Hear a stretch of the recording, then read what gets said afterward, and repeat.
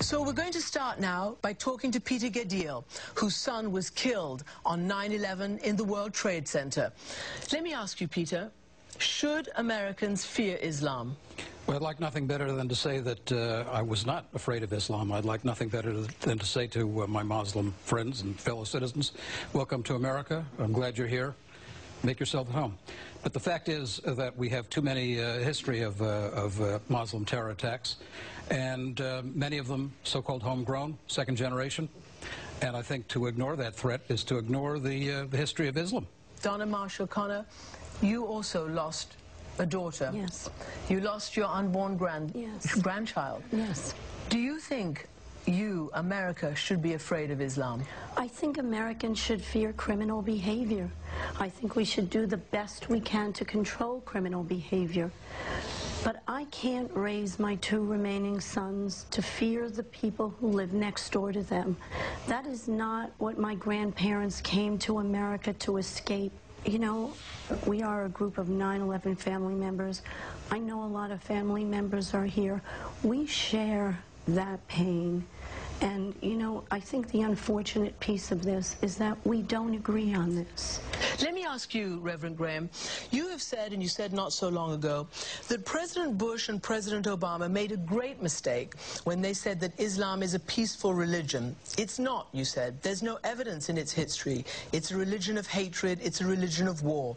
And repeatedly you've said that Islam is wicked and evil. Why do you say that? First, Christian, I understand what the Muslims want to do in America. They want to build as many mosques, cultural centers as they possibly can so they can convert as many Americans as they can to Islam. And I understand that. That's your position. Sure, and I understand what they're doing. And I just don't have the freedom to do this in most Muslim countries. We can't have a church. We're not able to build synagogues. It's forbidden. But let me just say something about Islam. I love the Muslim people. But I have great difficulty with the religion, especially with Sharia law, and what it does for women, toward women, toward non-believers, the violence that is given under Sharia law. Imam Osama Balul of Tennessee was listening intently. Is it allowed under Sharia law? Please let me say this. I am so sorry about anyone lost to any member of in September the 11th. We denounce this, and we feel so bad, and we share sadness with everyone. Went through such an experience. For someone to say we are not allowed to build a church in a Muslim country, this is absolutely not right.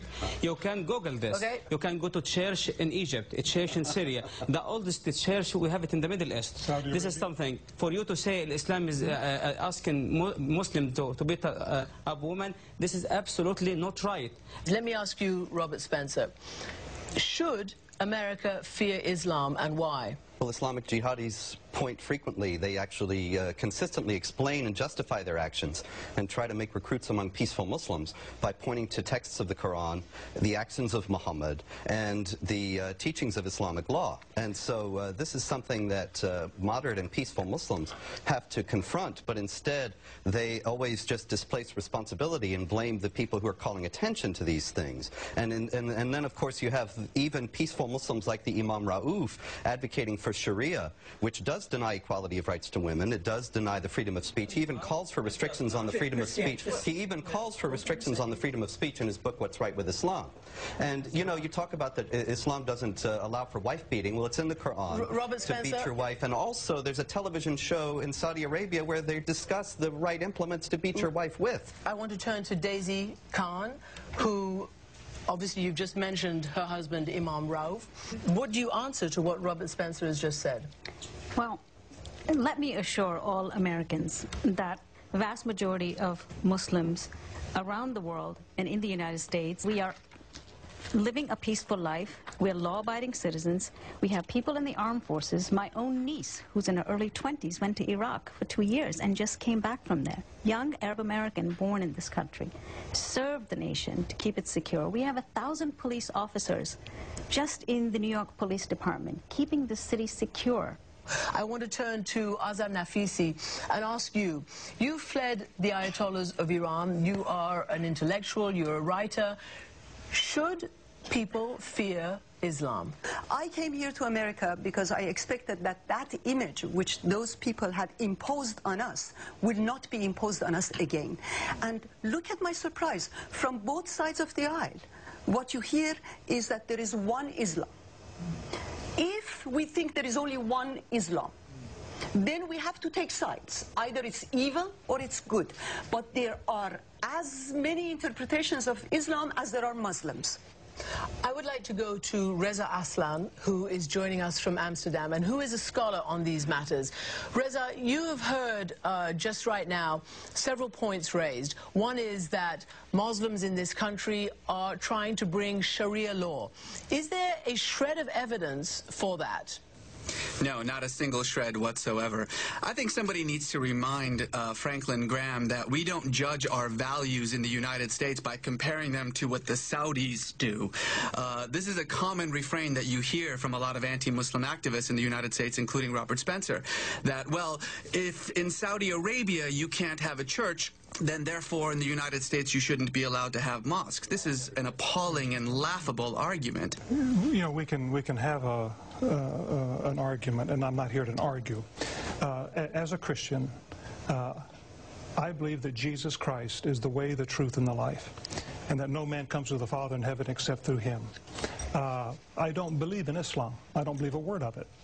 I do respect their right to believe whatever they want to believe. My opinions are not based on hearsay. My opinions are based on 50 years of working in Middle Eastern countries. I'm 58. I was 8 years old when I made my first trip to Egypt. And I've been to Syria, Lebanon, Jordan, Iran, Iraq, Afghanistan, Sudan, Somalia. I've worked in these countries. But I disagree, Christian, with the Sharia law, because they do stone women. They do imprison. I've worked in the Sudan where they burned over 1,000 churches. 1,000. Who is they? I mean, Azar Nafisi said something very important. There are 1.5 billion Muslims in the world. It is unquestionably the most diverse, the most eclectic religion in the history of the world. This concept of just using this word, they, to describe 1.5 billion people is actually the definition of bigotry. Well, let me just ask you something. Who is a Christian, Reverend Graham? Who is a Christian? The Inquisition claimed to be Christians. The gay Episcopalian bishop is a Christian. The Methodists are Christians. The Baptists are Christians. Sarah Palin and Barack Obama and Bill Clinton are all Christians. Who is to say which one is more Christian than the other? Right. And that is the point about Islam. I am not defending it. I lost my cousins were executed who were Muslims. They were executed by this regime. My best students were executed by this regime. I was deprived of my identity as a woman. Some might be evil, but we're not all good. No. That is the point. Hold on, please. When we talk about there are millions of Muslims in this world that are wonderful people who don't beat their wives, who don't practice honor killings. Why do you call it a wicked religion, an evil religion? I think to take your daughter because you think that and the religion gives you the authority, Sharia gives you the authority for honor killing, and we saw the young girl in Ohio just a few... But does it? Does not. It does. Does not. It does. No, no, It's used to justify those honor killings. Justify it. No, it's used to justify it. You can't deny it. It's used to justify it. It's used to justify these things. Justify it from the You have a young Quran. lady in Ohio. You will admit that it's used to justify it. Now hold on. He said someone can kill his daughter because and the religion support him. Justify this from the Quran. Go ahead. Your people justify it from the Hold Quran. on. He said that. You may not like it, my but point they is, justify it in the name of the Quran. Please, sir. We have people, Christian, Muslims, and Jewish, and the other, misuse the holy books. It's understandable. I do not deny this. But I am saying the extreme majority of the Muslims, they have a proper understanding toward this religion. And in refer to your point, I agree with you. I am not expecting from everyone to become Muslim as well. But let me ask Daisy. This is something that everybody talks about. We've had questions, masses of questions through our Facebooks, through many, many people who've tried to contribute to this program. Basically, where are the voices of the moderates speaking up? Well, the moderates are speaking out. I happen to be one of them. I was devastated by the event of 9/11.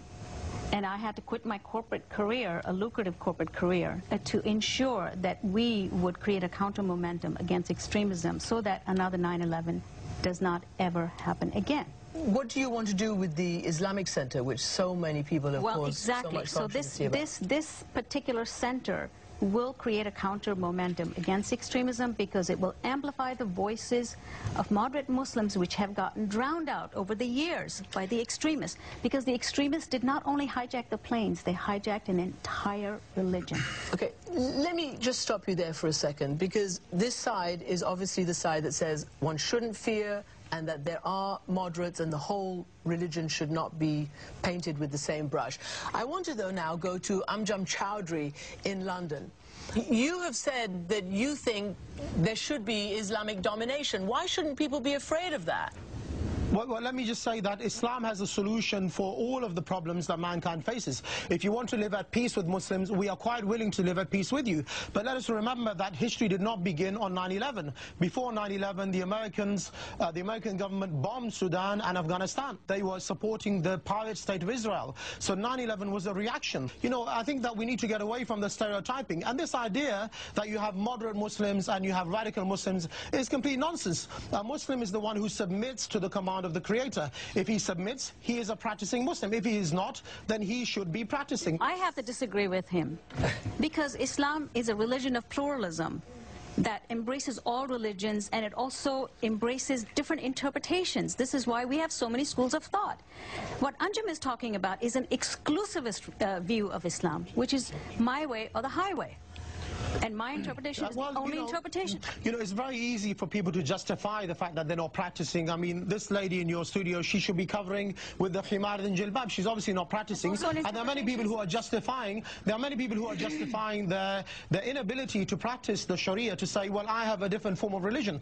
You know, people want to claim that they're vegetarians and they're eating big beef burgers. You know, you cannot be a non-practicing vegetarian. Therefore, similarly, you know, if you're a Muslim, you submit to the sharia. He's telling the truth. You see, Reverend Graham says you're telling the truth. So do you agree with Reverend Graham and our panelists on this side that Americans should fear Islam? We do believe as Muslims the East and the West will one day be governed by the Sharia. Indeed, we believe that one day the flag of Islam will fly over the White House. Indeed, there's even a narration of the Prophet where he said, the day of judgment will not come until a group of my ummah conquer the White House. Okay. Can I just make one comment here? Because, look, you know, I'm not an expert in religion, but I do know that in some fundamental sense, I just heard Reverend Graham make the same statement about Christianity.